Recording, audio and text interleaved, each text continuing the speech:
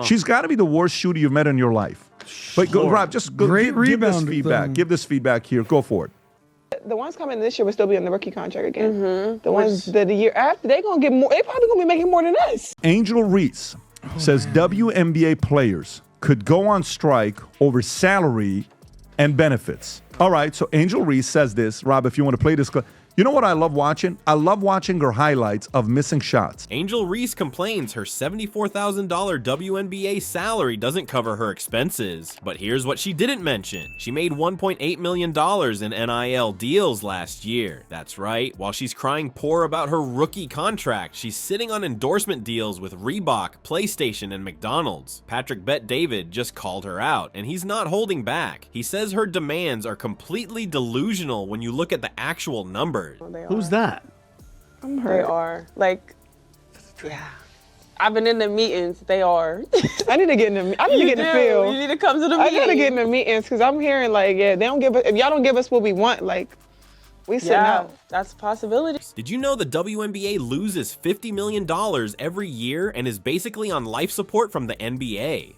The financial reality is wild, and you need to hear this before forming an opinion. Before we move on, I'd like to ask you a small favor. If you appreciate this content, please take a second to like this video and subscribe to the channel. Over 98% of you watch the videos without subscribing. It costs you nothing, but it makes a huge difference to us. So, did you click the subscribe button? Great, thank you so much. Now, back to the video. Reese has been vocal about her low WNBA salary, revealing her $74,000 a year salary doesn't cover rent, stating on Instagram Live, I just hope you know that the WNBA doesn't pay my bills at all. I don't even think they pay one of my bills. Angel Reese recently went on Instagram Live to complain about her WNBA rookie salary, claiming it's so low it doesn't even pay one of my bills. She's making around $74,000 a year with the Chicago Sky, and she wants everyone to know she's struggling. But here's the thing, there's a massive financial detail Reese conveniently left out of her public complaints. While Reese is acting like she's barely scraping by on her WNBA salary, she actually pocketed an estimated $1.8 million just last year through NIL deals at LSU. Let that sink in for a second. She made 24 times her current WNBA salary before even turning pro. We're talking about someone who signed major deals with some of the biggest brands in the world while still in college. Remember those Reebok commercials you've been seeing? That's Angel Reese's money. The PlayStation promotions? More cash in Angel's bank account. McDonald's, Coach. These aren't small-time local sponsorships. These are massive global brands that paid Reese life-changing money while she was still playing college ball. And now she wants us to believe her $74,000 salary isn't covering her expenses. You know what's really interesting here? Reese's complete WNBA rookie contract spans 4 years and will pay her around $324,000 total. That's still less than 1/5 of what she made in NIL deals in a single year at LSU.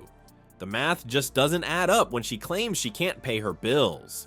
Unless, of course, her lifestyle expanded dramatically to match that $1.8 million income. Patrick Bet-David didn't hold back when addressing Reese's complaints, calling them flat out delusional, and honestly, it's hard to argue with his assessment. How can someone who banked nearly $2 million last year suddenly act like they're on the verge of financial ruin? It doesn't make sense unless you consider the strategic angle. Think about the other rookies in the WNBA who didn't have Angel's NIL opportunities. Most college athletes never saw anything close to $1.8 million before turning pro. For them, that $74,000 rookie salary might actually be the most money they've ever made, but they're not the ones complaining publicly about not being able to pay their bills. So what's really happening here? Is Angel Reese genuinely struggling financially after making almost $2 million last year? Or is there something else going on? The 4-year structure of her rookie contract means she knew exactly what she was signing up for. This wasn't a surprise. She went from being one of the highest paid college athletes in history to a standard WNBA rookie contract. The more you look at the situation, the clearer it becomes that Reese's public complaints aren't actually about her personal financial struggles. They're about crafting a narrative that benefits her brand. By positioning herself as underpaid and undervalued, she creates a story of struggle that resonates with fans and media alike. It generates headlines, keeps her name in the conversation, and potentially pressures the league or sponsors to increase her compensation. compensation. It's a calculated move from someone who's already proven to be extraordinarily savvy when it comes to monetizing her image. While her rookie contract might pay $74,000, her total earning potential through endorsements, social media, and other opportunities dwarf that amount, especially if she maintains her public profile through controversies like this one. This isn't to say WNBA salaries couldn't or shouldn't be higher, but when someone who made $1.8 million last year complains about not being able to pay their bills on a $74,000 salary, it's worth examining the full context of those claims. The financial reality for Reese is vastly different from what she's presenting on social media. In the end, Reese's strategy might work perfectly for her individual brand, but what about the long-term impact on the WNBA itself? Does creating controversy around player compensation without acknowledging the league's financial reality help or hurt the future of women's basketball? The controversy around Reese's complaints misses one jaw-dropping detail. The WNBA is losing $50 million annually while already paying players nearly 100% of its revenue. You think the NFL or NBA would last a season operating like that? The numbers tell a story that changes everything about this salary debate. Let's talk about what's really going on with the WNBA's finances. This league has been bleeding money since it started back in 1997. We're not talking about a few million here and there. We're talking about massive, consistent losses year after year. According to Patrick Bet-David, the WNBA is losing around $50 million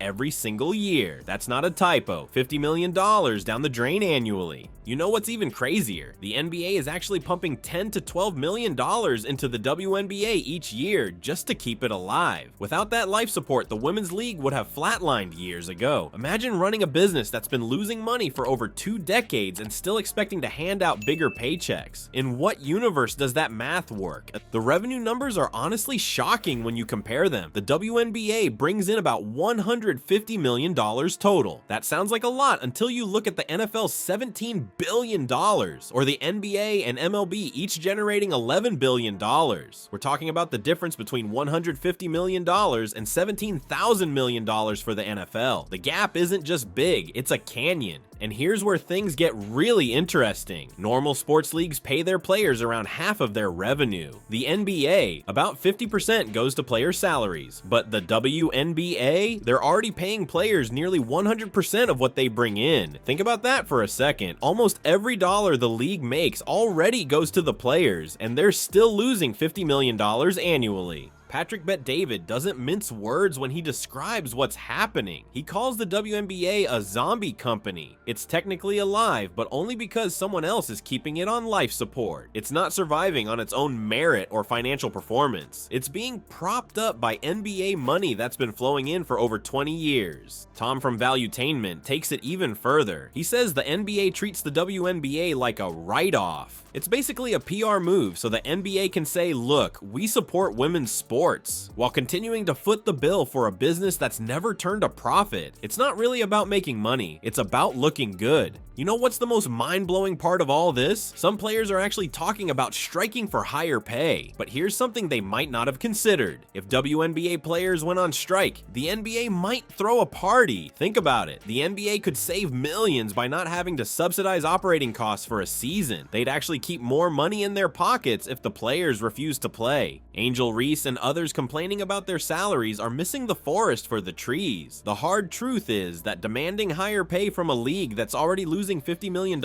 each year isn't just unrealistic. It could actually put the entire league at risk. The WNBA isn't refusing to pay players more because they're stingy. They literally don't have the money to do it. Imagine working at a small family restaurant that's already losing money every month and demanding they pay you the same as a chef at a Michelin star restaurant. That's essentially what's happening here. The money simply isn't there, no matter how much players might feel they deserve it. The uncomfortable reality is that players asking for NBA-level salaries from a league that has never been profitable in 25 plus years of existence is like demanding oceanfront property in Arizona. The foundation just doesn't exist to support those demands. The league league needs to focus on becoming financially stable before it can even think about substantial salary increases. Let's talk about what's really moving the needle for the WNBA, and it's not complaints about salaries. Caitlin Clark is transforming this league in real time. The numbers are mind-blowing. Attendance up 48%, TV ratings shooting up 170%, and merchandise flying off the shelves with a 61% increase. Patrick Bet-David's message to Angel Reese is crystal clear. Grow the game first, then the money follows. Clark is already doing exactly that. She's showing everyone the blueprint.